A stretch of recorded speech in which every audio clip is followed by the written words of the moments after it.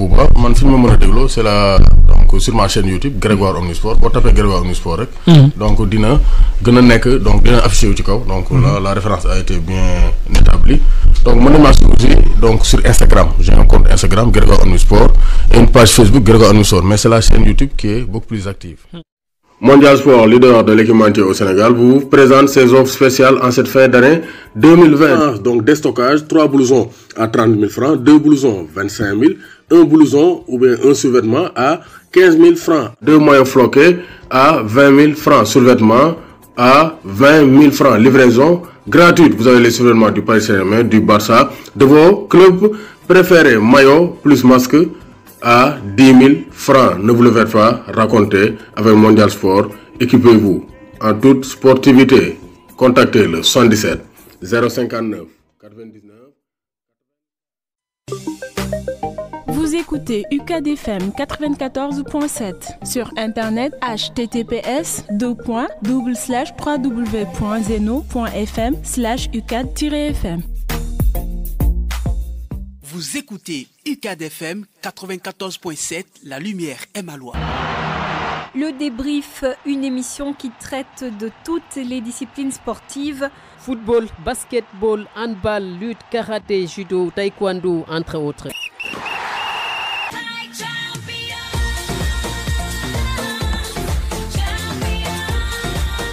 Un rendez-vous tous les lundis de 16h à 17h sur la radio de l'UCAD 94.7, animé par le journaliste Shersad Boufal. Votre émission est rediffusée à 21h30 tous les lundis. Le débrief, l'émission sportive préférée sur le campus.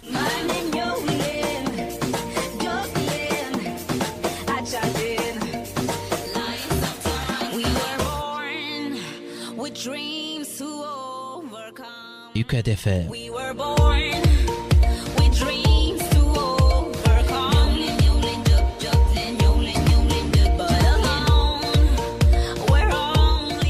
Vous avez raison, chers auditeurs, d'être à l'écoute de votre émission préférée, le débrief sur la voie de Cheikh Anta Diop. Bonjour et bienvenue.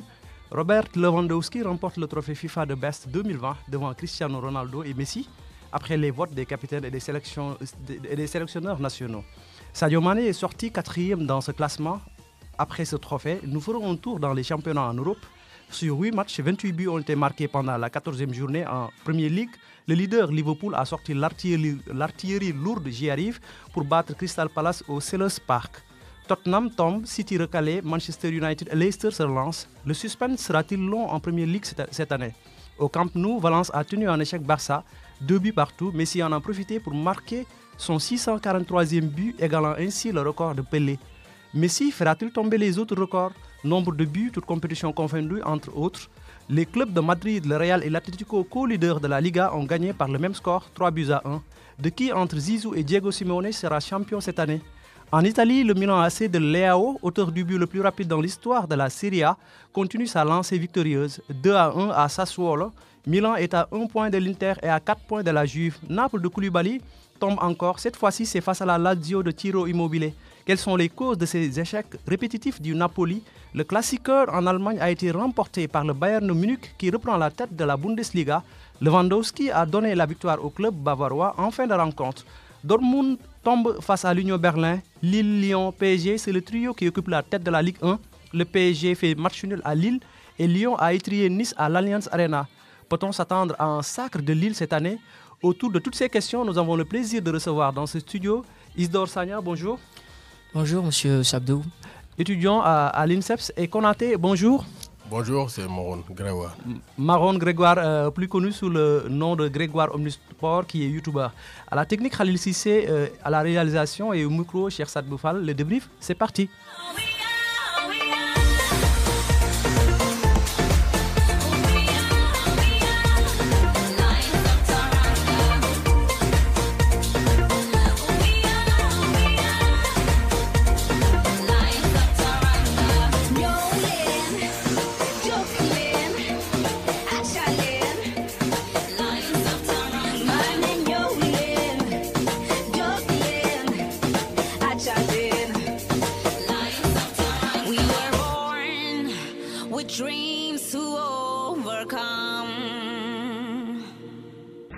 Robert Lewandowski.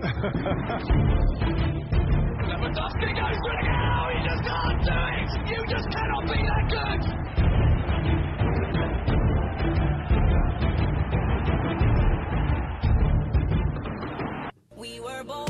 Robert Lewandowski, pour certains, avec 49 buts en 41 matchs, vainqueur de la Champions League, de la Bundesliga, de la Supercoupe d'Allemagne et meilleur buteur en Champions League. Au regard de ses stats, l'attaquant polonais mérite-t-il ce trophée? Grégoire. Merci beaucoup, cher Sadibou. Je vous remercie d'abord de m'avoir convié à cette émission pour faire le débrief de l'actualité brillante du football. Donc Lewandowski, je pense que c'est une évidence, hein, comme on le dit si bien. Il y a des évidences qui dispensent de la loupe et même du microscope. Donc Lewandowski, il a réalisé la saison de sa vie. Comme vous avez bien donné les statistiques, il a été meilleur buteur de la Bundesliga, 34 buts, meilleur buteur de la Ligue des Champions, 15 buts, et il a été donc vainqueur de la Ligue des Champions de la Bundesliga, mais aussi de la Coupe d'Allemagne. Donc c'est pour dire que Lewandowski, il a été le meilleur joueur cette année 2020. Là, il n'y a pas de débat. Donc ça, c'est un titre amplement mérité pour l'international polonais de 32 ans. Pour moi, il n'y a pas photo. Il a été le meilleur joueur cette saison. Lewandowski a été le meilleur joueur cette saison. Cristiano 2e, Messi 3e, Sadio 4e. Ce classement vous paraît-il logique, Isidore Sagna? Logique, je dirais oui, dans le sens où je vais retrouver mon confrère Grégoire. Lewandowski, sans attente, sans surprise, il est le meilleur cette année. 2019-2020, c'est Lewandowski. Si le Ballon d'Or était aujourd'hui à être décerné, il serait décerné à Lewandowski. Et c'est triste que cette cérémonie de Ballon d'Or France Foot n'a pas été organisée. Sinon, nous le savons tous, c'était lui qui serait le sacré récipiendaire de ce trophée. Donc, ce n'est pas une surprise que Lewandowski l'ait gagné devant un CR7 ou devant un Messi, franchement parler. Et le classement de Sadio Mané aussi ne me surprend pas trop, vu que l'année où il a tout remporté, il n'a pas pu remporter ce Graal sacré devant certains joueurs dont il a surclassé sur ses trophées, sur ses buts. C'est pas une surprise qu'il ne puisse pas le remporter cette année. S'il a pris la 4e place, je pense que c'est acceptable. France Football a décidé de ne pas donner le fameux Ballon d'Or cette année à cause de la Covid-19. Lewandowski méritait-il cette distinction si l'édition de cette année avait eu lieu, Maron Grégoire? Oui, donc, comme l'a bien dit Isidore, que je salue au passage, donc c'est amplement mérité pour Lewandowski. Et comme FIFA The Best a organisé une cérémonie, je pense que Ballon d'Or, France Football pouvait organiser pour sacrer l'international polonais. Parce que Lewandowski, il a réalisé une très belle carrière en passant de Dortmund au Bayern de Munich où il commence à durer depuis 2013. Donc vraiment, Lewandowski, il est vraiment très talentueux. Il est un attaquant complet. Et ses statistiques cette saison montrent que il va sur les bases de l'année dernière. Parce que pour l'instant, il a joué 18 matchs tout comme son confondu, 20 buts et 5 passes décisives. Donc c'est pour dire que Lewandowski est bien parti pour remettre ses statistiques de la saison dernière. Donc je pense que France Football pouvait faire cette cérémonie pour sacrer, honorer Robert Lewandowski pour la totalité de sa carrière. Revenons juste sur le top 10 du FIFA The Best 2020. Robert Lewandowski qui est à la tête avec 52 points, Cristiano Ronaldo 38 points, Lionel Messi 35 points, Sadio Mané 4e avec 29 points, Kevin De Bruyne 26 points, Mohamed Salah 25 points, Kylian Mbappé 19 points, Thiago Alcantara 17 points, Neymar 16 points et le 10e c'est Virgil van Dijk 13 points. Le vote de certains capitaines de sélection nationale africaine pour Lewandowski est mal perçu. Isidore Sagna, pensez-vous que le vote pour l'attaquant du Bayern au détriment de Mané est objectif? Pour l'attaquant de Bayern, n'ayant pas voté en quelque sorte Sadio Mané, je pense que voilà, c'est plutôt objectif. C'est plutôt objectif parce que chacun fait son choix. Mais nous savons tous qu'il y a un certain lobbying au sein du football mondial. Nous le savons tous. Et c'est ce lobbying-là qui a empêché certains joueurs à ne pas pouvoir remporter certains Graals qu'ils avaient amplement mérité. Nous n'allons pas revenir sur l'époque 2010 dont le Graal sacré de Ballon d'Or devait être décerné à Iniesta, injustement a été décerné à Messi. Et n'en parlons pas pour certains Africains qui n'ont pas eu l'occasion de remporter ces Graals. Et je pense que ce n'est pas une surprise, franchement parler. Et si certains capitaines africains n'ont pas pu prendre par exemple un Sadio Mané en première place, que ça ne nous surprenne pas aussi que certains Européens ne choisissent pas Sadio Mané à la première place. Et Lewandowski, je pense que voilà, il a été peut-être à une équipe qui était à une seconde place toujours, donc il était plutôt à la traîne. Mais cette année, Et depuis quelques années, depuis qu'il est venu au Bayern Munich, je pense que étant dans un si grand club, il a en quelque sorte le potentiel et tout le monde se met derrière lui pour le soutenir. Du coup, il est au plus haut sommet. Et nous savons que c'est un très très très très bon attaquant. Un très bon attaquant. Le critère d'appartenance à un même continent ou une même sélection doit-il être pris en compte dans le vote, Grégoire Maron? Je pense que ça ne doit pas être pris en compte parce que le critère de vote premier qu'on doit donc tenir en compte, c'est la performance sur le terrain. Donc la couleur de peau, la provenance, ça n'a pas de sens. Ça n'a pas donc son lieu d'être. Mais comme l'a bien dit Isidore, il y a un lobbying. Parce que sur Alpha, dans les distinctions, il y a Cristiano Ronaldo, Messi. Parce que c'est du marketing, les publicités, donc les sponsors qui organisent ces événements. Donc il faut qu'il y ait beaucoup plus de visibilité. Avec Cristiano Ronaldo et Lionel Messi, ils ont beaucoup plus de visibilité. Mais cette saison, je pense que Messi comme Ronaldo n'avaient pas leur place dans le top 3. Lewandowski, je pense qu'il est incontournable. Les Salif Diallo, les Koulibaly, je pense que moi, je suis d'accord avec leur choix. Parce que sur Alpha, Sadio Mané ne peut pas être devant Lewandowski. Il faut être logique. Même si on est sénégalais, on est fan de Sadio Mané peut être troisième ou bien même deuxième, mais pas premier devant Lewandowski. Je pense que les votes des journalistes sénégalais sont carrément logiques. Et il y a des joueurs qui manquent dans ce top 3, comme Thomas Müller. Thomas Müller, il a été exceptionnel l'année dernière. On parle de Lewandowski, mais Lewandowski ne peut pas briller sans Thomas Müller. Joshua Kimmich. Donc je pense que les joueurs du Bayern méritaient même un sacre total. Les 3 premiers places pouvaient revenir au jour du match parce qu'ils ont été exceptionnels cette saison. Je pense que le lobbying, l'appartenance, donc la provenance, donc là, ça joue en défaveur surtout des joueurs africains. Parce que Sadio Mané pouvait remporter plusieurs titres s'il n'était pas africain. Isidore Sagna, pensez-vous que les joueurs du Bayern méritaient vraiment d'être dans le trio de ce FIFA de Best 2020? Pourquoi pas. Je pense bien qu'ils auraient pu peut-être faire partie de ce trio de l'attaque du 11 de The Best, comme un certain Gnabry ou un certain Kingsley Coman qui a été étincelant pendant la finale du Paris. Je dirais même que c'est lui qui a mené en quelque sorte à cette victoire-là. Et ce jeune garçon avait été blessé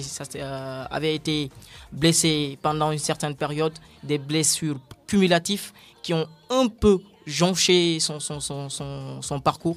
Mais à son retour, il a montré qu'il était là, il a montré qu'il est présent. Même avec sa jeunesse, il a la fougue et tout ce qu'il faut pour mener cette équipe. Donc je pense que tout de même, il avait sa place au niveau de cette attaque de The Best. Mais avec ces grands joueurs, ces génies, voilà. Comme on le dit toujours, c'est le lobbying, c'est le marketing. Donc c'est ça, en fait. Après cette distinction de la FIFA pour l'attaquant bavarois, Lewandowski, partons au championnat où beaucoup de buts ont été marqués ce week-end.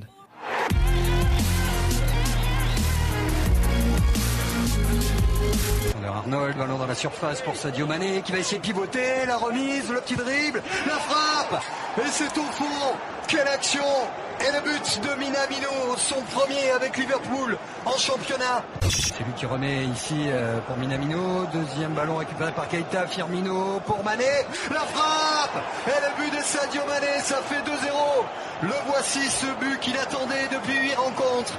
Il était passeur sur la première réalisation. C'est le but du doublé. Quel beau match de Sadio Mané.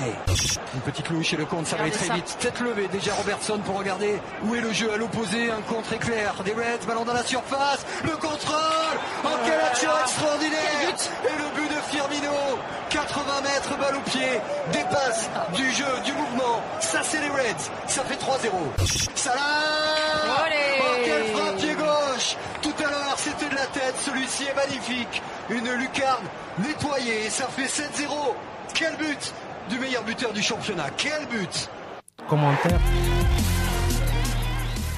Commentaire de nos confrères de Canal+. Liverpool, c'est le leader en ce moment de la Premier League. 7 buts à Crystal Palace qui avait arraché le nul face à Tottenham. Sans Van Dijk, les Reds avec des renforts comme Curtis Jones sont-ils sur la bonne voie pour le titre, Isidore Sagna? Je pense que oui. Je pense qu'ils sont sur le bon chemin. Et Liverpool est dans cette connivence en quelque sorte d'aller remporter cette Premier League. Mais ça ne sera pas facile. Comme tout le temps, on le sait. Ça ne sera pas facile comme l'année dernière où ils ont eu à prendre un grand écart par rapport aux autres grands clubs de la Premier League tels que le rival actuel Manchester City et j'en passe.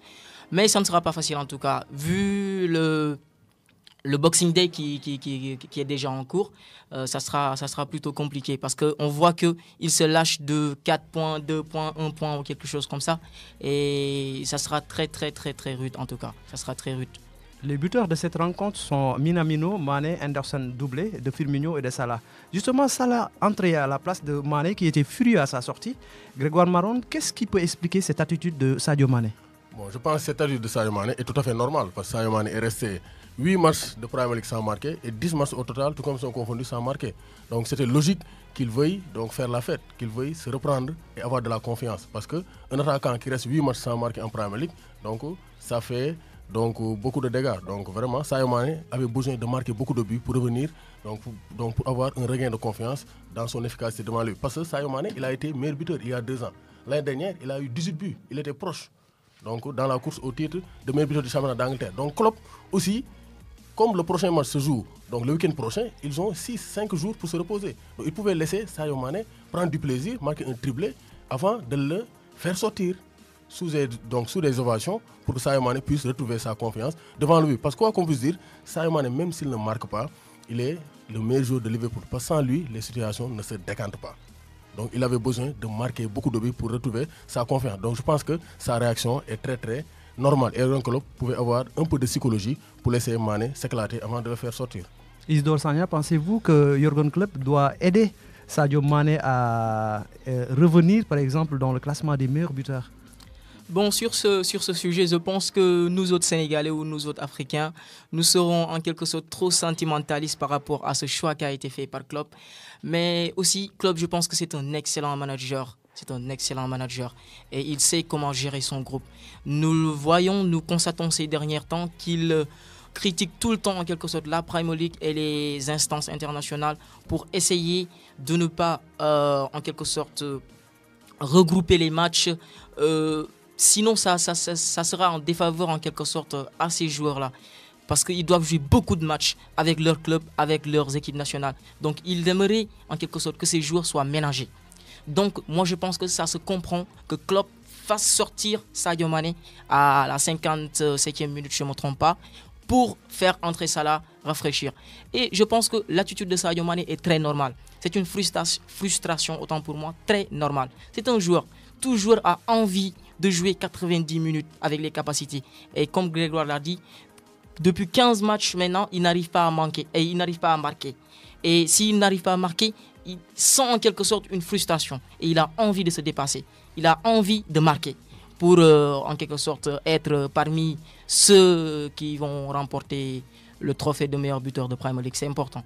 Et je pense que c'est une frustration normale, très normale. Une frustration très normale. Après Oui. Liverpool, partons chez l'ex-leader qui est actuellement dans une situation très difficile. Vardy en a raté un seul. Il est face à Hugo Lloris. Jamie Vardy s'élance et marque.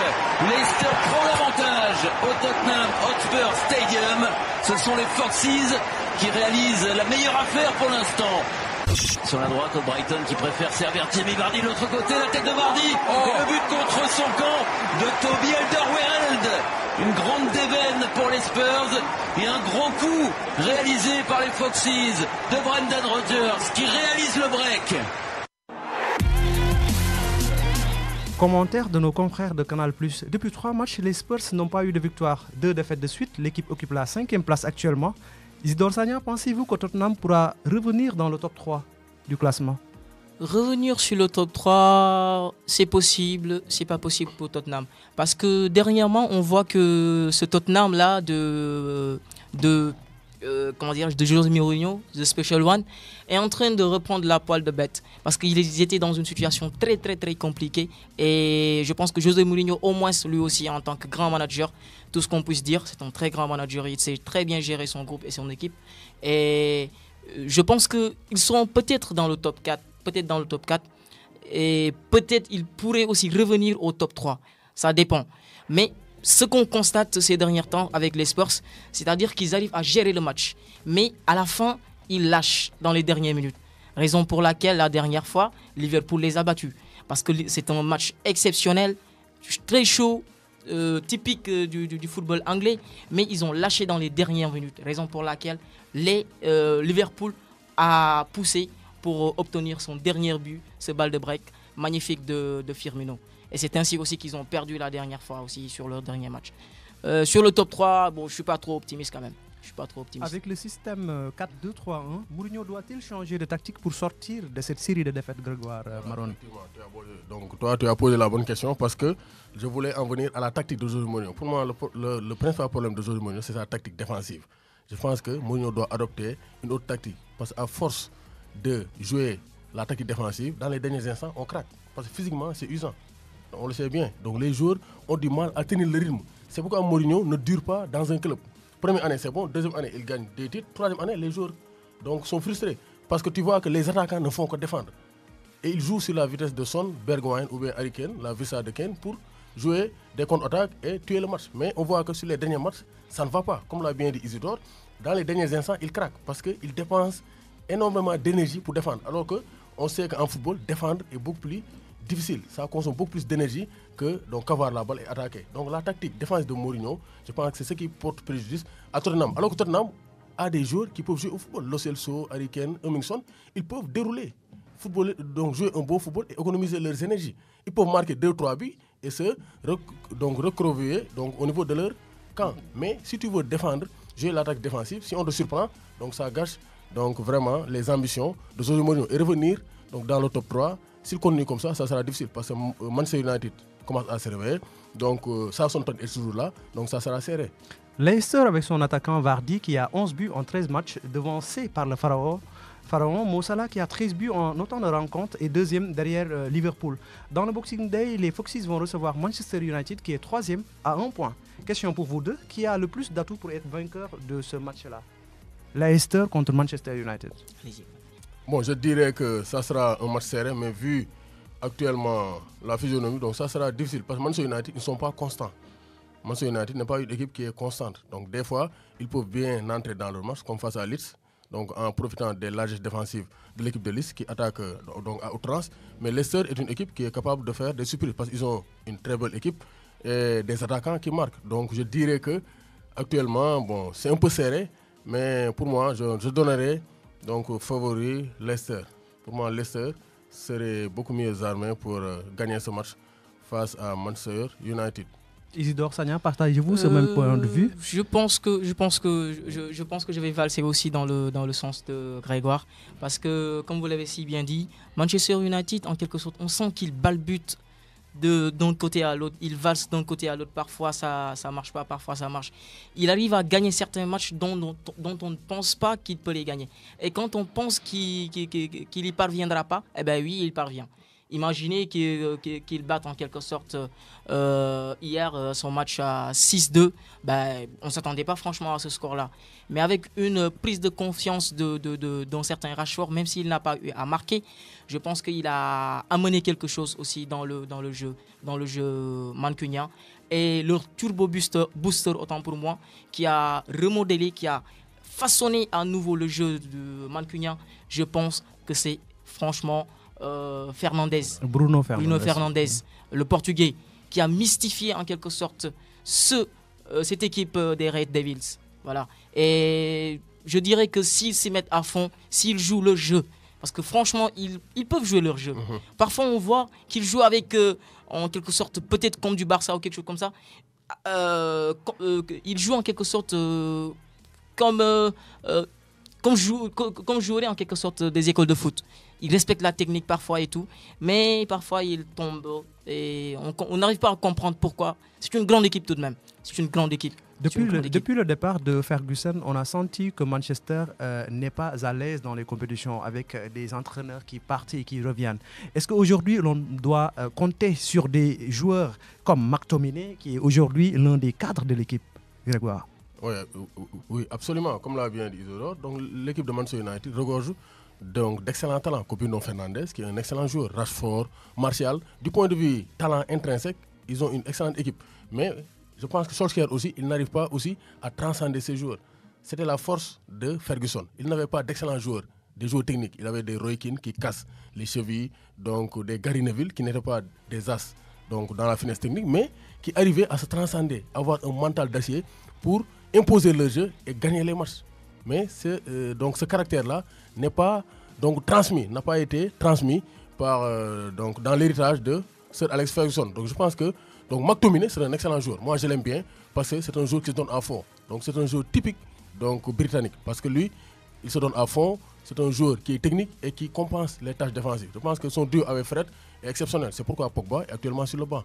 Je pense qu'il faut que Martial se ressaisisse.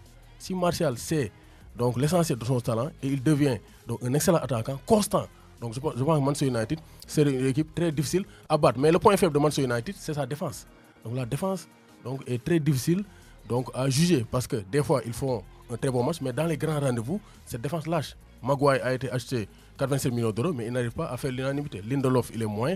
Je pense que le principal problème de Manchester United, c'est la stabilisation de l'équipe, surtout au niveau de la défense. Mais Sir Alex Ferguson avait cette possibilité donc, de transcender son équipe pour qu'il réussisse à s'imposer dans les matchs les plus difficiles. Alors que cette mentalité-là n'est plus dans cette équipe de Manchester United.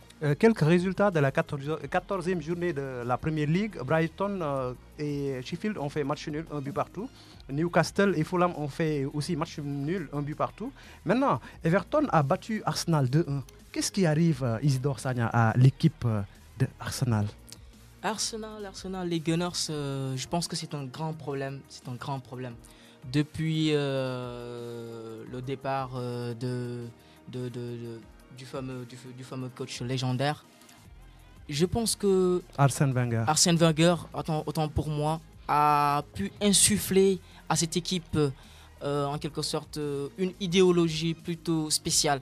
Et tout de même, il arrivait parfois à gagner certains matchs.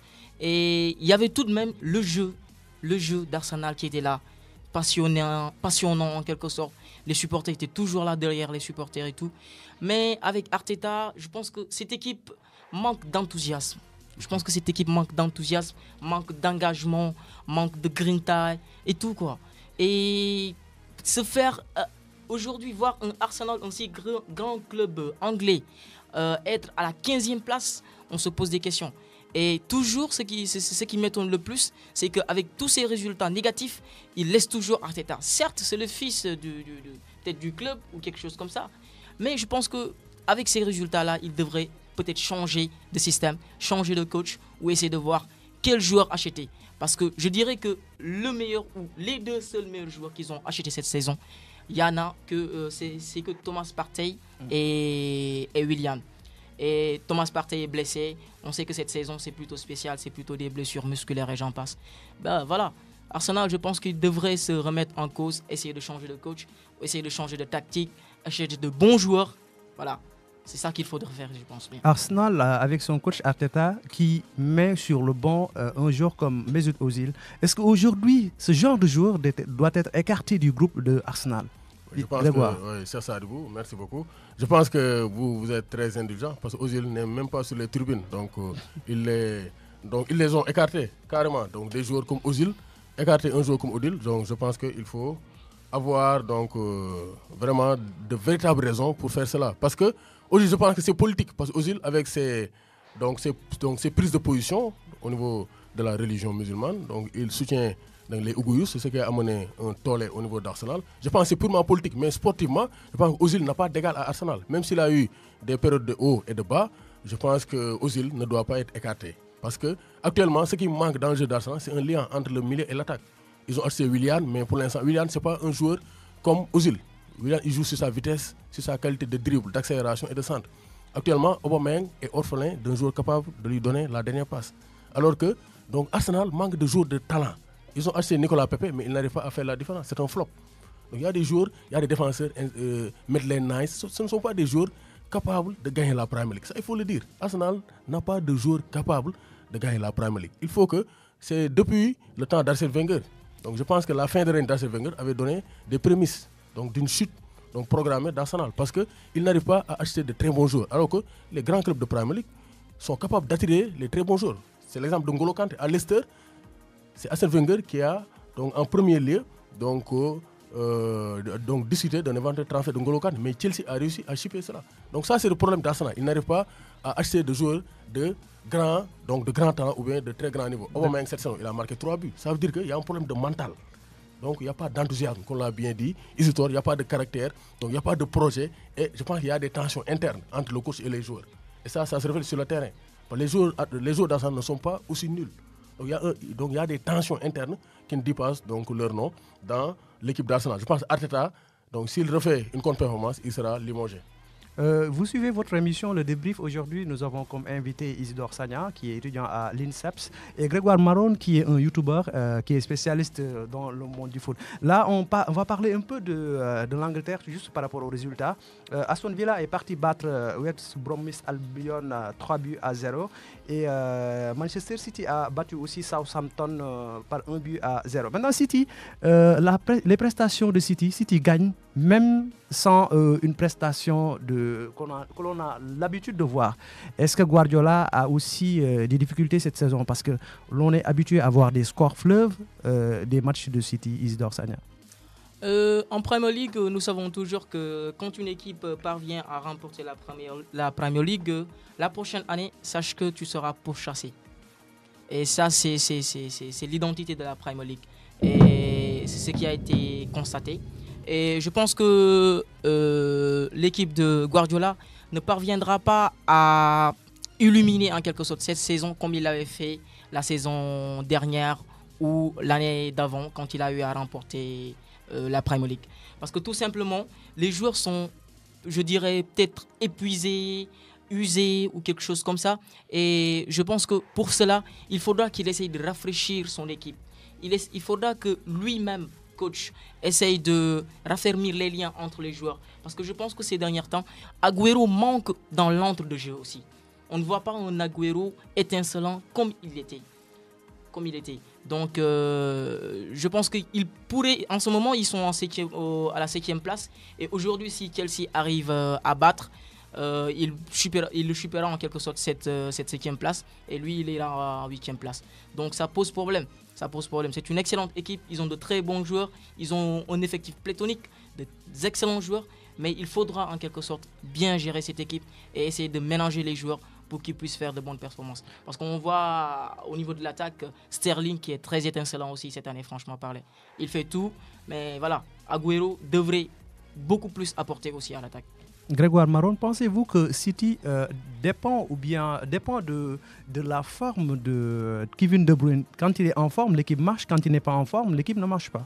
Oui, ça c'est très clair. Donc absolument, je suis d'accord avec vous parce que Kevin De Bruyne, donc c'est le maître à jouer. Donc c'est l'homme fort donc, de l'animation offensive de Pep Guardiola et de Manchester City.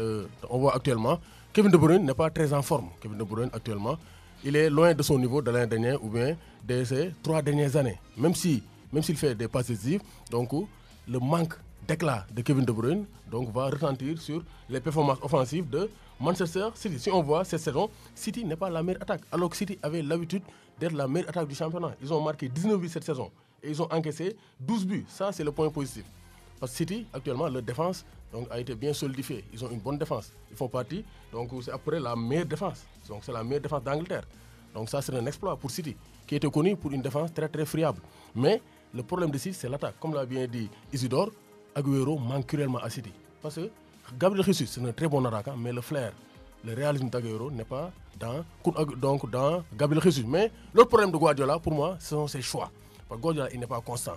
Parce que si on voit le Final 8 face à Lyon, il met Mahrez sur le banc. Alors que Mahrez était sur une belle dynamique. C'est pourquoi actuellement, Mahrez a un problème de confiance. Parce que Guardiola, il te met, et quelques temps plus tard, il te met au frigo. Et ça joue sur la mentalité. Parce que pour jouer, il faut avoir une confiance.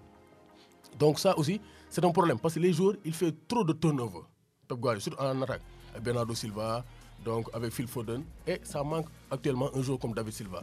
David Silva n'a pas été très bien remplacé pour fluidifier donc la relation entre l'attaque et le milieu terrain donc de Manchester City. Je pense que l'attaque de Manchester City n'arrive plus à faire la défense. Et Pep Guardiola, maintenant, il s'adapte. Si vous voyez son dernier match, son dernier gros match, Guardiola est venu avec une tactique qui a été attentiste face à Manchester United. Alors que City avait l'habitude d'aller attaquer. Mais maintenant, Guardiola, il attend. Donc Guardiola, il a un peu changé. Il s'est ramolli. Parce que je pense que du point de vue football, il a atteint ses limites. Donc il ne peut plus faire ce qu'il faisait il y a 2 ans ou bien avec le Barça. Ça, c'est un des critères. Donc les 2 matchs qui restent de la 14e journée, c'est Burnley face à Wolves aujourd'hui à 17h30 et Chelsea va jouer aujourd'hui contre West Ham à 20h. Maintenant, le record du nombre de buts dans un club détenu par Pelé est égalé au cours de ce match en Catalogne. Mouktar Diakabi, on le disait tout à l'heure sur les corners, l'arme fatale de Valence. Il vient là reprendre un but, il était seul, exactement seul au premier poteau. Lionel Messi qui va tirer, c'est frappé, c'est repoussé, Jordi Alba qui essaie de centrer, voilà le but de Lionel Messi de la tête. Le but de Lionel Messi pour l'égalisation, il va le chercher, s'arracher sur le son de Jordi Alba. C'est terminé par une action, Mingueza qui essaie de la soulever, personne ne s'est frappé. Si ce n'est Ronald Araujo, le défenseur central uruguayen, personne chez les attaquants ne voulait prendre sa chance. Eh bien lui l'a fait, il a le culot de la jeunesse, le défenseur uruguayen, Ronald Araujo, et ça fait donc 2-1 pour le Barça. Gaïa qui va centrer fort, la déviation, l'égalisation de Valence, signé Maxi Gomez sur cette action, cette inspiration, cet extérieur du pied. Et le buteur uruguayen marque son 4e but dans cette Liga et permet donc à Valence de revenir à 2-2.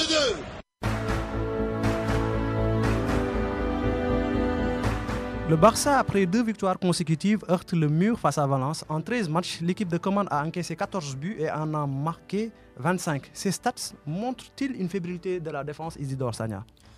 Une fébrilité de la défense catalane, je dirais oui.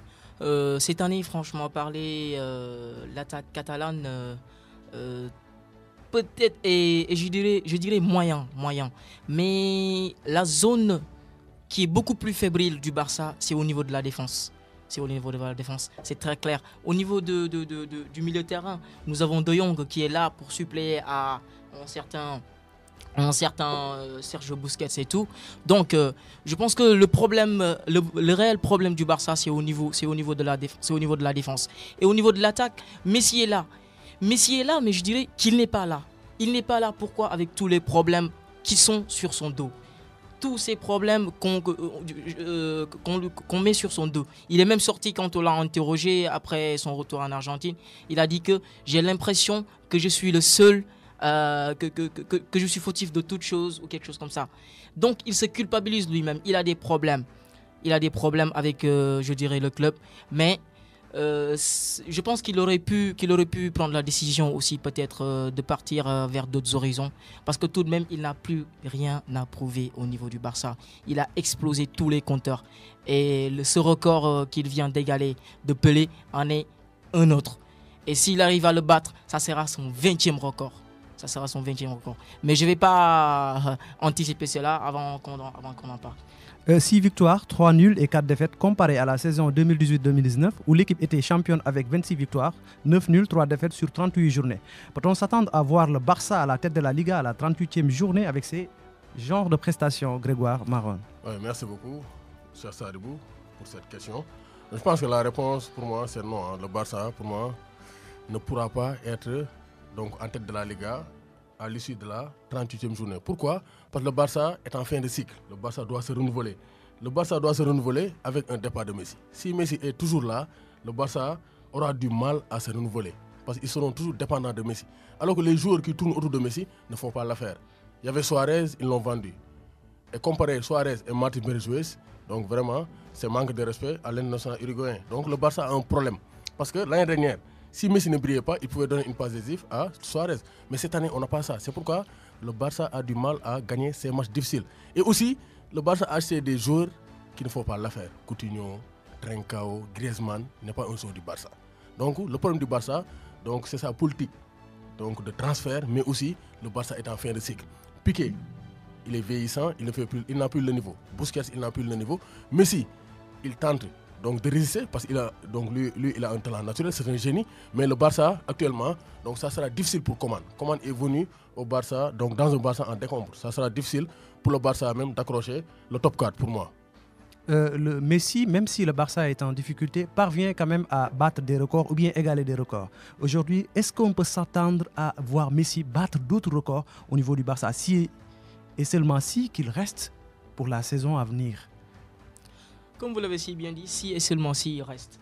Et je ne suis pas trop optimiste que Messi puisse y rester. Je ne suis pas trop optimiste. Parce que franchement parler, un joueur, le professionnalisme, ça demande une certaine exigence.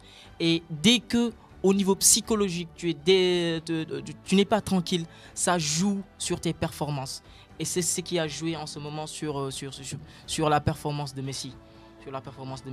Cette année, je dirais, c'est l'année la plus piteuse de Messi, excusez-moi du terme, mais c'est plutôt décevant de voir un Messi ainsi. Mais ça s'explique aussi par la situation du Barça, par la situation par laquelle Messi est passé. Donc si on arrive à mettre toujours quelque chose sur le dos de Messi pour qu'il puisse gérer tout, c'est pas possible. On n'est plus dans cette situation. Le Barça n'est plus dans cette optique.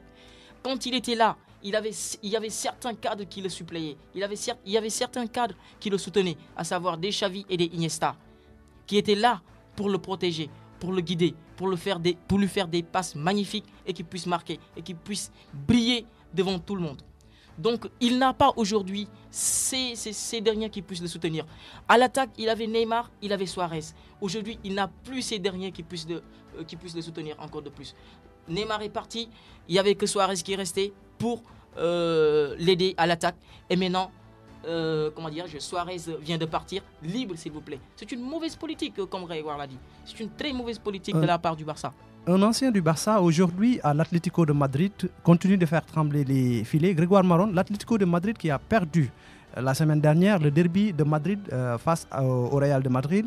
Et aujourd'hui, ce leader, est-il vraiment un sérieux candidat pour le titre cette année? Oui, absolument. L'Atlético de Madrid peut gagner le championnat d'Espagne parce que le Real, pour moi, est la première menace. Pour empêcher Diego Simeone de remporter son deuxième titre de champion d'Espagne après le titre de 2014. Mais il faut que l'Atlético choisisse. Pour moi, l'Atlético, pour bien gagner le championnat, ils devront donc vraiment un peu sacrifier la Ligue des Champions. Parce qu'ils veulent jouer les deux tableaux, ça sera compliqué. Parce que dans les grands rendez-vous, l'Atlético a du mal à s'imposer contre les grosses équipes. Parce que eux, leur jeu n'est pas très spectaculaire. Ils ont de très bons joueurs, mais Diego Simeone aussi, il adopte la tactique défensive. Cette saison, ils ont donc la chance d'avoir Suarez qui, sur une demi-occasion, est capable de marquer. Donc ça c'est très clair. On note aussi le retour de Diego Costa et donc l'émergence de Marcos Llorente qui a été carrément transformé par Diego Simeone et la renaissance de Thomas Lemar. Je pense que l'Atlético, s'ils se concentrent bien sur le championnat, ils peuvent gagner le titre de champion d'Espagne parce qu'actuellement ils ont profité du mauvais début de saison du Real et du Barça. Ayant dans son effectif des joueurs comme Joao Félix, Costa, Suarez, Carrasco, cette saison, Diego Simeone doit-il continuer dans son système ultra défensif, Isidore Sagna? Non, déjà que le foot actuel n'est plus ultra défensif. Nous voyons que maintenant le système plutôt adaptable, c'est le système offensif ou plutôt équilibré, je dirais moi. Donc si tu te mets dans une situation toujours défensive, c'est le cas de José Mourinho qui avait eu des problèmes. Raison pour laquelle on disait qu'en certains moments que le foot a dépassé José Mourinho. Tu ne peux pas rester dans ce carcan de système défensif. C'est plus possible. C'est plus possible. Maintenant, si on voit même la physionomie des jeux des défenseurs latéraux, ils sont beaucoup plus offensifs. Donc, une équipe a besoin de cela.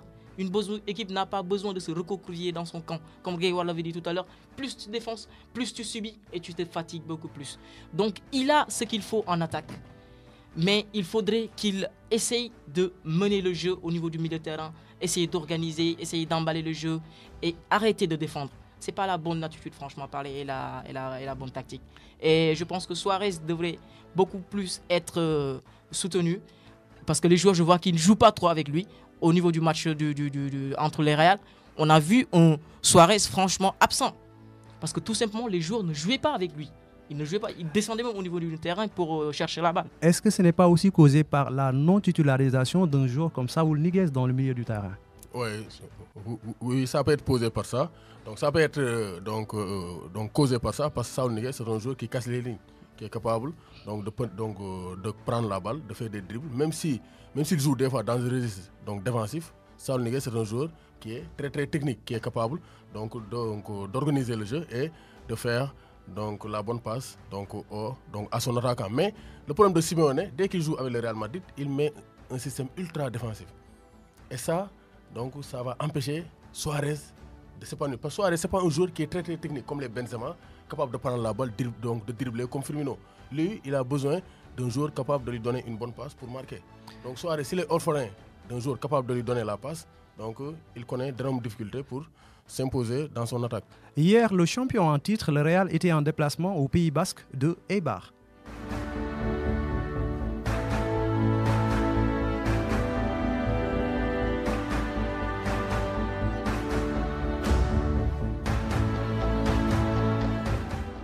Benzema, buteur et passeur du deuxième but de Modric et du troisième but de Vasquez. L'attaquant français vous séduit-il avec ses prestations depuis quelques journées, Isidore Sagna? Ben ouais, il nous séduit, franchement parler. Je pense que cette saison, il est tout simplement étincelant, franchement parler, par ses prestations, par ses buts. Certes, il n'est pas pour l'instant le meilleur buteur, mais je pense qu'il parviendra à le faire, parce qu'on sait que il fait partie des leaders du Real, et à part lui, il y a Ramos qui est là. Donc je pense qu'ils arrivent bien à dérouler quand il y a Ramos et quand il y a Benzema, parce que ils sont incontestablement les leaders de l'équipe actuellement. Et il était sous l'ombre, je dirais, d'un Cristiano, raison pour laquelle on n'arrivait pas à voir sa hauteur, sa capacité et sa technicité. Il fait partie des meilleurs attaquants de pointe, je dirais. Ces genres d'attaquants, il n'y a pas beaucoup. Je dirais qu'il n'y a que lui en ces périodes-là. Il n'y a que lui et Firmino qui sont des attaquants de pointe qui jouent, qui créent des occasions pour leurs partenaires et ne cherchent pas toujours à marquer. Ce sont des buteurs, oui, mais ce ne sont pas des renards de surface comme des Suarez ou comme des Lewandowski. Eux, ils sont là pour créer le jeu. Avoir son geste de la dernière fois que j'ai très bien aimé, ça passe de dos, ça veut dire qu'il est tout simplement relax ces derniers temps, qu'il est tout simplement confiant. Raison pour laquelle il arrive même à faire certains gestes avec une aisance inouïe. Donc ça s'explique. Et je pense qu'il parviendra peut-être à prendre le titre de meilleur buteur cette saison. 5 matchs, 5 victoires, toutes compétitions confondues. Zidane a-t-il retrouvé le dispositif tactique adéquat pour son équipe, Grégoire Maron? Oui, Zidane a retrouvé surtout la confiance de ses joueurs. Parce que Zidane, on a vu un Modric qui revient dans une forme phénoménale. On a vu hier face à Eibar un excellent Luka Modric. Parce que Zidane, il a cette magie de faire souffler ses cadres et de faire tourner son effectif. Et Zidane, les joueurs jouent pour lui. C'est pourquoi, durant la période de crise, avant de gagner face à Mönchengladbach, et face à l'Atlético, Zidane était sur la sellette. Donc il allait être limogé en cas de contre-performance. Mais on a vu que l'équipe s'est remobilisée pour aider Zidane à rester sur le banc de touche. Je pense que Zidane, c'est un très grand manager. Donc en plus d'être un grand tacticien, Zidane c'est un grand manager. Et la force de Zidane, c'est de savoir donner la confiance à ses joueurs. On a vu le retour en forme de Lucas Vasquez, qui a été utilisé comme latéral droit pour dépanner. Après l'arrivée de Carvajal, il a mis Lucas Vasquez à droite. Et ce côté-là sera difficile à passer, parce que Lucas Vasquez, il a des talents de bloqueur de couloir. Donc en connaissant aussi la ténacité de Carvajal, Zidane a une assise défensive. Et avec le retour en forme de Modric et de Toni Kroos, Benzema au sommet de sa forme, comme l'a bien dit Isidore, je pense que le Real est bien parti pour réaliser une très bonne saison. Et le Real est un grand club. Quoi qu'on puisse dire, Zidane a la magie de se relever ou bien de faire la différence au moment où on ne l'attend pas. Donc Zidane, c'est un génie. Les équipes n'ont pas pu faire la différence durant la 14e journée en Espagne. Levante qui a battu la Real Sociedad 2-1, Celta Vigo 2, Deportivo Alaves 0. Et le Séville FC a fait match nul contre Valladolid 1-1. Grenade a battu le Betis Séville 2-0. Cadix a été battu à domicile par Getafe et le Real a dominé Eibar par 3-1. Maintenant, partons en Italie où le classement est hyper serré cette année avec une équipe de Pioli qui occupe toujours la tête de la Serie A.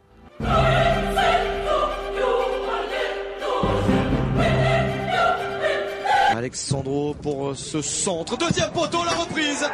Voilà l'efficacité de la Juve à force de dominer et de jouer haut. Ça se termine par des occasions et surtout par celle-ci de Dejan Kulusevski. Morata pour ce centre. Oh, la belle reprise de la tête d'un spécialiste en la matière, CR7. Est-ce que ça va aller à la frappe ou à la passe? Ronaldo, Ronaldo pour conclure cette attaque rapide. Cristiano Ronaldo hérite du ballon dans une position parfaite pour lui. Et ça déclenche et ça permet de réaliser un doublé pour lui. Voici donc son 12e but de la saison. Oh, attention à la tête d'Alvaro Morata. 4-0. Là, c'est bon pour les Bianconeri. Encore Cristiano Ronaldo en démonstration, il saute plus haut que les défenseurs et marque des buts importants pour son club. Isidore, peut-on dire que la vieille dame dépend de son CR7? Ben, on peut dire ça, mais tout de même, la vieille dame est une grande équipe. Et je pense que la vieille dame peut mieux faire sans, par exemple, un certain Cristiano Ronaldo qui est là parce qu'ils ont les joueurs qu'il faut. Au niveau de l'attaque. Et il y a de très bons joueurs. Il y a l'Américain qui vient d'acheter tout dernièrement, qui est, je trouve, très virevoltant. Et il y a un soutien aussi au niveau de l'attaque. Et je n'arrive pas à comprendre pourquoi un Pirlo n'arrive pas à mettre au niveau du milieu terrain un certain l'Italien, le jeune Italien. J'ai oublié son nom, en quelque sorte. Il est plutôt, je pense... je dirais qu'il pourrait beaucoup amener au niveau du jeu de la vieille dame. Et Cristiano Ronaldo, ben, moi je le surnomme à un certain moment RCR7. Son saut, sa capacité en quelque sorte de sauter et de chercher le ballon le plus haut possible, c'est une force, c'est une mentalité. Et ils ont eu à faire certaines sciences sur lui, certaines recherches sur son corps et sa capacité qu'il a à faire cela. Ben, c'est tout simplement extraordinaire. Nous savons tous que c'est un bosseur. Et je pense que la Juve aura cette année franchement quelque chose à faire valoir avant de prendre ce Scudetto, parce que je pense que le Milan sera là. Très présent. Le Milan qui est toujours là, toujours leader à un point de l'Inter. Grégoire, pensez-vous que sur quelle équipe miserez-vous cette année pour la Scudetto? Donc pour le Scudetto, toujours la Juve est favorite. Donc la Juve de Turin est favorite en Italie. Donc quoi qu'on puisse dire, malgré un début de saison un peu timide, la Juve de Turin reste pour moi le favori numéro 1 pour gagner un énième Scudetto donc de son histoire. Mais Cristiano Ronaldo, c'est un joueur qui est difficile à isoler dans une équipe. Parce que Cristiano Ronaldo, quand il vient, il se rend indépendant. Donc il rend l'équipe dépendante de lui. Donc c'est pourquoi il est très très difficile à écarter de son équipe. C'est pourquoi Pirlo, il n'hésite pas à le mettre pour faire la différence. Les autres joueurs le suivent. Morata, il est en forme. Mais je pense que la Juve, s'il arrive à éviter les contre-performances, parce que cette saison, la Juve a connu beaucoup de contre-performances. S'il arrive à éviter les contre-performances, ils peuvent redevenir vraiment très très redoutables. Mais pour l'instant, le favori, c'est l'AC Milan. Il faudra compter aussi sur l'Inter Milan. Parce que Conte, s'il n'arrive pas à gagner le championnat, il sera limogé. Donc la dernière chance de Conte pour rester sur le banc de l'Inter, c'est de gagner le Scudetto. Je pense que la Roma va essayer de s'accrocher, la Lazio, mais je pense que les deux équipes milanaises et la Juve vont se jouer le titre de champion d'Italie. Voilà, pour moi, pour l'instant, le Milan est bien parti. Maintenant, la question est si le Milan va maintenir cette cadence. Avec les blessures, avec les contre-performances, le Milan joue l'Europe. Est-ce qu'ils vont réussir à maintenir la cadence en championnat? S'ils n'arrivent pas à maintenir la cadence, je pense que la Juve va encore les dépasser et gagner une énième Scudetto. Les résultats de la 13e journée en Italie, Fiorentina 1 et Hellas Vérone 1, Sampdoria qui a battu Crotone par 3 buts à 1, Juve qui a étrié Parme par 4 buts à 0, Cagliari et Udinese ont fait match nul, 1 but partout, Benevento a battu Genoa 2 buts à 0, Torino et Bologne ont fait match nul, 1 but partout, et le Milan AC qui a battu Sassuolo par 2 buts à 1, l'Inter a battu le Spezia par 2 buts à 1, l'Atlanta qui a étrié la Roma par 4 buts à 1 et la Lazio qui a battu le Napoli. Maintenant faisons un crochet au sud de l'Italie pour le match entre le Napoli qui recevait la Lazio de Rome. Encore une fois, la haute tenue des latéraux empêche évidemment les Napolitains de rester haut sur le terrain. Le bloc est très bas, la nouvelle tête est la bonne. Oh quel but! Oh quel but de Ciro Immobile sur ce centre absolument merveilleux. Le capitaine italien est resté en l'air une éternité, c'est Ciro. Que le match lui continue et que la Lazio plie le game, comme on dit avec ce deuxième but absolument remarquable. Luis Alberto en une touche, plein d'inspiration. Battu par l'Inter la journée précédente, Naples tombe encore à domicile face à la Lazio de Ciro Immobile. À ce rythme, Gattuso fera-t-il mieux que ses prédécesseurs, Isidore Sagna? Je pense que le Napoli a ce qu'il faut au niveau de la défense, a ce qu'il faut surtout au niveau de l'attaque et au milieu. Au niveau de l'attaque, nous savons que Ciro Immobile est... et Ciro Immobile, c'est au niveau de la Lazio. Oui. Au niveau de l'attaque du Naples, je pense que Mertens qui est là-bas. Oui, Mertens, il y a Mertens qui est là-bas, Insigne et le jeune Nigérian. Et je pense que lui aussi, il peut apporter beaucoup au niveau du jeu napolitain. Au niveau de la défense, il y a Koulibaly qui est là, toujours pour bien défendre ses camps. Et je pense que tout de même, ils ont leur chance. Mais il faudra qu'ils se remettent en cause, qu'ils puissent revenir au niveau du jeu afin de faire partir du Big Four, voire même je dirais même du Big Two, si possible. Parce qu'ils ont les capacités et l'attaquant qu'il faut. La preuve, il a eu à remporter le soulier d'or. C'est pas lui autant pour moi. Ciro Immobile vient à ma tête, c'est la raison pour laquelle. Est-ce la saison de trop pour Koulibaly qui continue malgré les appels du pied de Manchester City et du PSG, Grégoire Maron? Oui, absolument. Donc Koulibaly devait partir depuis longtemps du Napoli. Donc, actuellement, il est en train de plomber sa carrière. Donc, il pouvait être beaucoup plus ambitieux parce qu'il avait la possibilité de signer à Manchester United, au Paris Saint-Germain, même si on dit que le Paris Saint-Germain est une petite équipe, mais donc c'est une équipe qui joue la Ligue des Champions, qui est capable donc d'aller loin en Ligue des Champions, qui a un très bon projet. Koulibaly pouvait rejoindre Manchester City, mais il y a des problèmes entre la direction de City et celle du Napoli, avec le transfert avorté de Jorginho à Manchester City. Mais je pense que le Napoli cette saison, donc ils ont un problème au niveau de l'attaque. Ils n'ont pas un Gonzalo Higuaín, ils n'ont pas un Edinson Cavani. Mertens, il joue, mais il n'arrive pas toujours à marquer beaucoup de buts. Donc il y a un problème. Et Gattuso aussi, donc c'est un entraîneur qui est capable d'haranguer, mais ce n'est pas un génie tactique. Donc c'est un Gattuso. Mais je pense que Koulibaly, je pense qu'il a plombé sa carrière. Parce qu'à chaque fois, je le dis dans mes vidéos, il fallait que Koulibaly quitte le Napoli.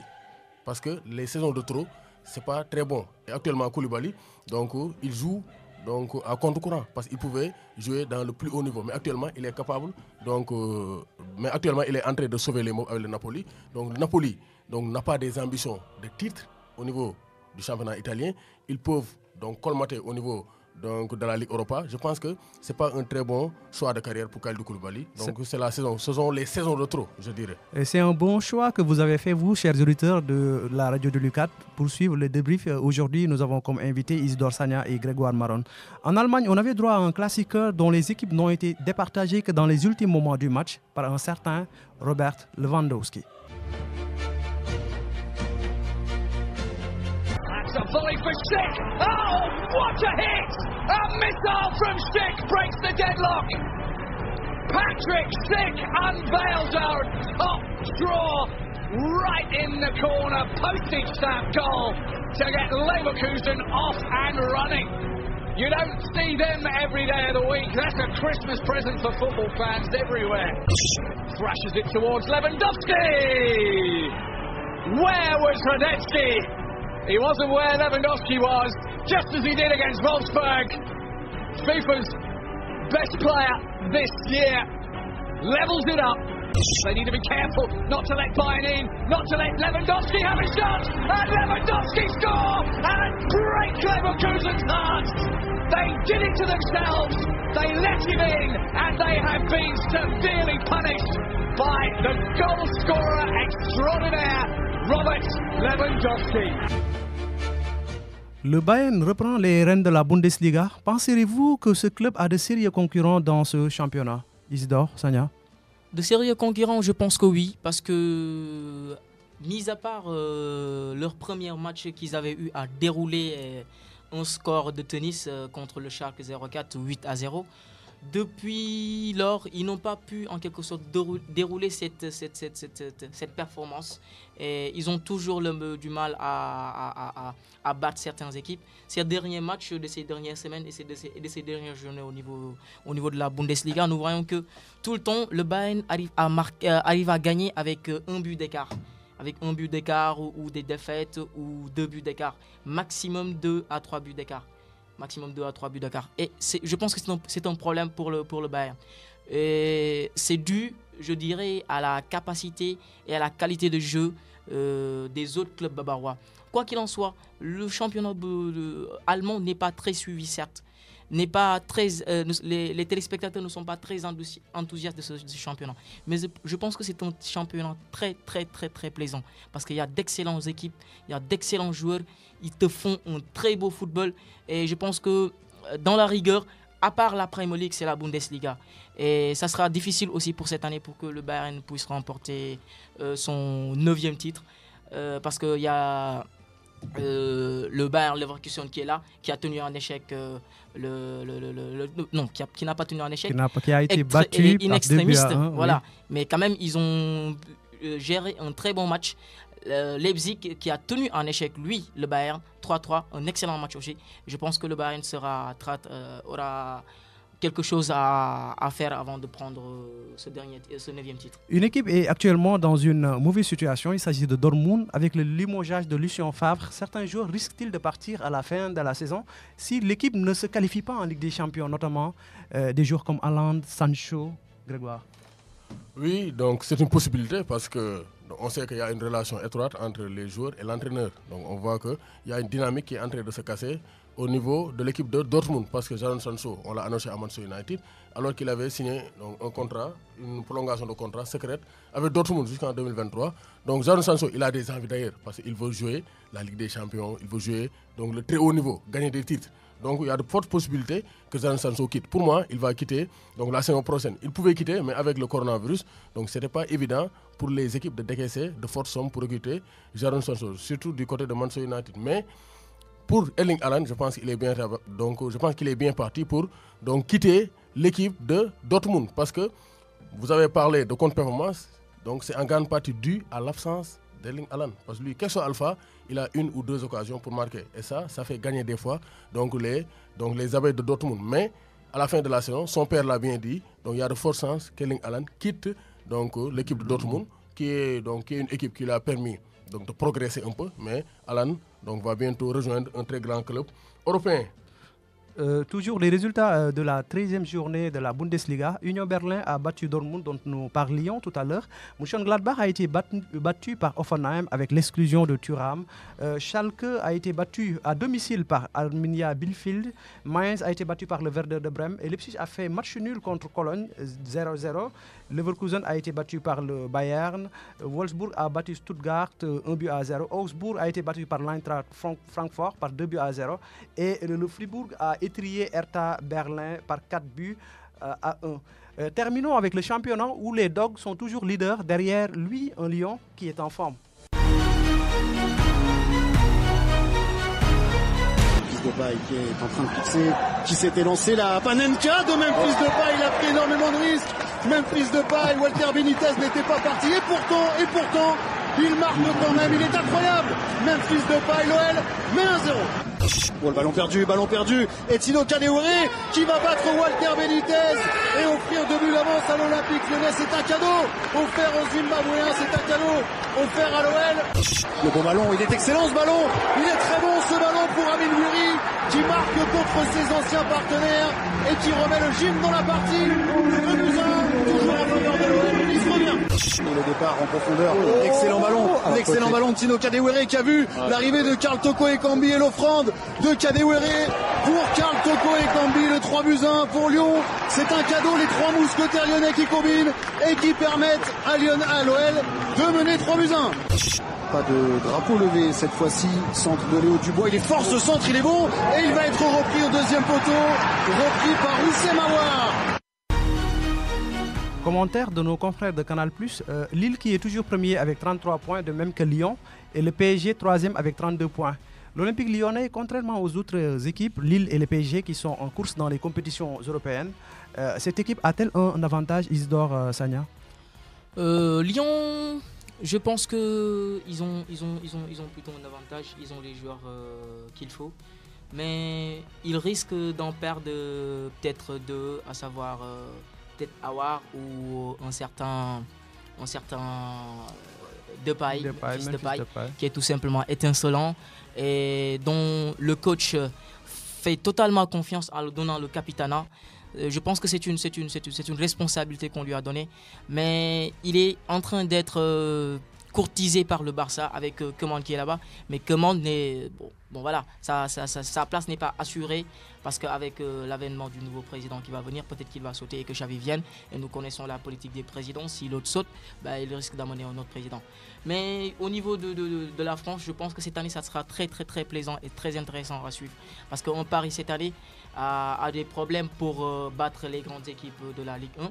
Aujourd'hui, Lille, les Dogs qui sont en première place et Lyon qui est en deuxième place, ça sera plutôt difficile pour le Paris de remporter cette année le championnat. Mais c'est bien possible, tout de même c'est une grande équipe. Cette année, l'équipe lilloise avec 6 matchs sans défaite pourra-t-elle détrôner le PSG qui a été tenu en échec hier, Grégoire Mahon? Oui, donc l'équipe de Lille peut bel et bien gagner le championnat parce que cette saison, le Paris Saint-Germain ne fait pas peur. Donc comme l'a bien souligné Sagna, donc le Paris Saint-Germain n'a pas gagné un gros match. Pour l'instant, ils ont fait match nul face à Lille, ils ont été battus par Monaco, par Marseille, par Lyon. Donc ça montre que le Paris Saint-Germain, jadis redoutable en Ligue 1, donc en Ligue 1, donc connaît d'énormes problèmes. Donc pour s'imposer face aux grosses équipes de la Ligue 1 française. Et ça peut jouer. On voit que Paris a des difficultés. Donc il y a beaucoup de blessures de Neymar, de Mbappé. Et même si Neymar et Mbappé sont là, ils ont maintenant des problèmes pour faire bouger les équipes adverses. Hier, ils ont bien joué, ils ont tenu la balle. Mais face à Lyon, ils ont été dominés carrément par l'Olympique lyonnais. Donc ça sera une possibilité pour les Lillois de gagner le championnat. Mais il faudra être constant. Donc Lille doit être constant. Pour l'instant, ça va. Ils jouent la Ligue Europa. Maintenant, ça sera difficile. Parce que jouer en milieu de semaine et revenir jouer le week-end, c'est compliqué. Donc il faut avoir un effectif fourni et des joueurs capables d'être constants dans les performances. Donc s'ils arrivent à cumuler les deux, donc ça pourra les aider à, pourquoi pas, créer un exploit et gagner le championnat de France qui les fut depuis 2011 avec Moussa Sow. Mais du côté de l'Olympique lyonnais, je pense que Lyon, du point de vue intrinsèque, ils ont une meilleure équipe que le Paris Saint-Germain. Ils ont la meilleure équipe de France parce qu'ils ont une équipe équilibrée, des joueurs de très haut niveau avec des Aouar, Paqueta. Donc si Lyon est constant, parce que Lyon, leur problème, ils ont tendance à connaître des contre-performances face aux petites équipes.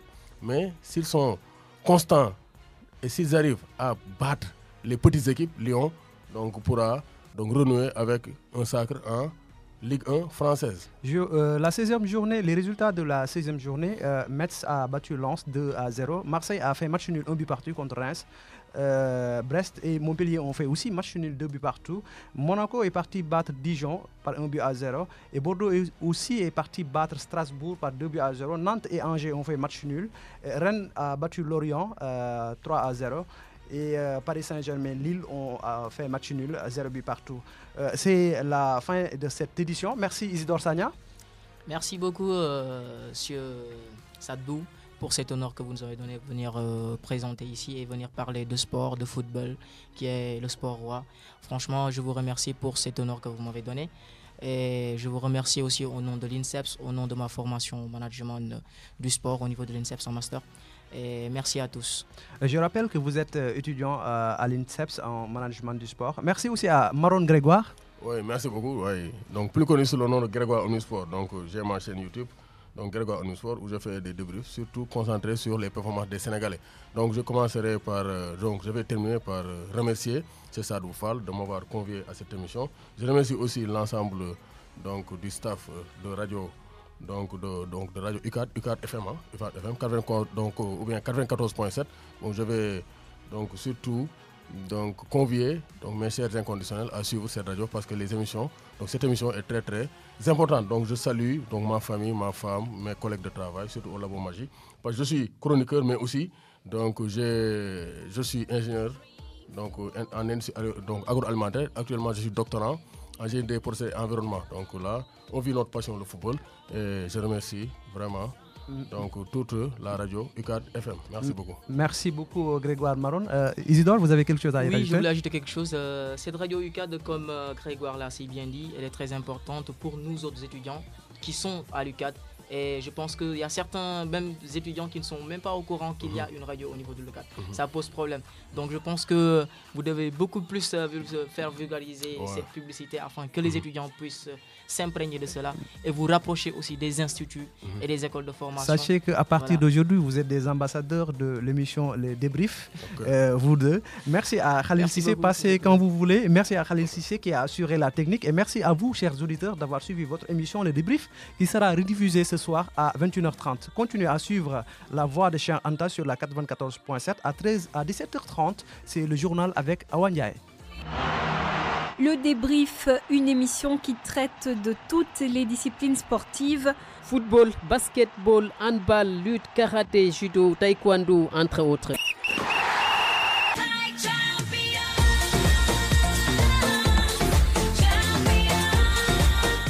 Un rendez-vous tous les lundis de 16h à 17h sur la radio de l'UCAD 94.7, animé par le journaliste Chersad Boufal.